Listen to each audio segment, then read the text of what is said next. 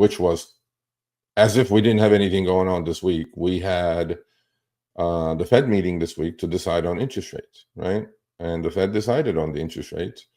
They cut a quarter basis point or quarter percentage, so 25 basis points.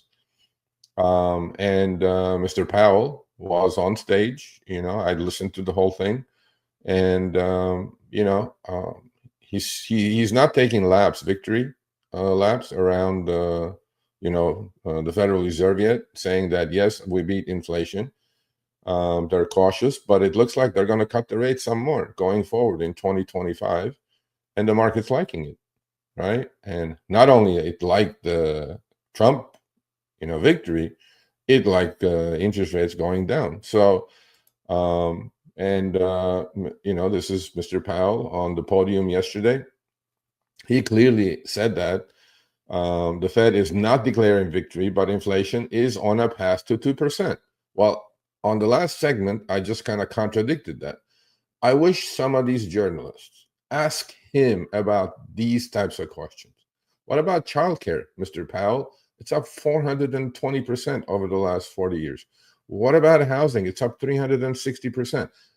Are average Americans' earnings going up 360% over the last 40 years? I don't think so. And this is the summation from the Fed meeting yesterday or on Wednesday, and then they cut the rates. Labor market is not a source of inflation pressure. Well, yes, we know kind of why.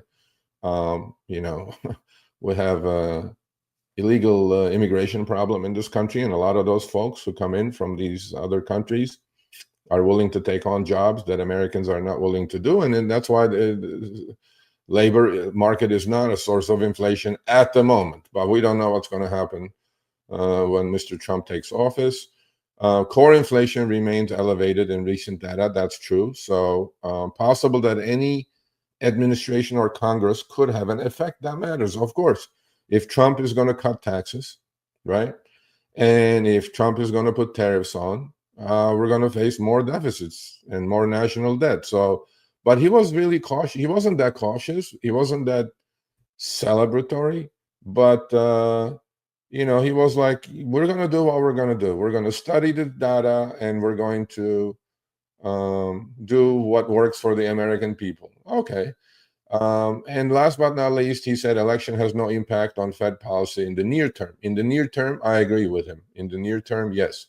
And one thing that's been concerning me, that since the day the Fed started cutting rates, which was a month ago, the bond market is saying, Mr. Powell, you're full of it. I'm not buying it. And the bond market raised the rates. Actually, 30-year mortgages are above 7% again.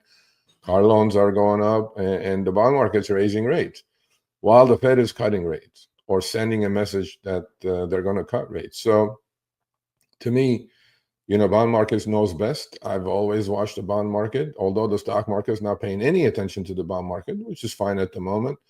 There is definitely some diverging moves happening here, but as I'll be here, and then I'll keep you guys posted of what's going on.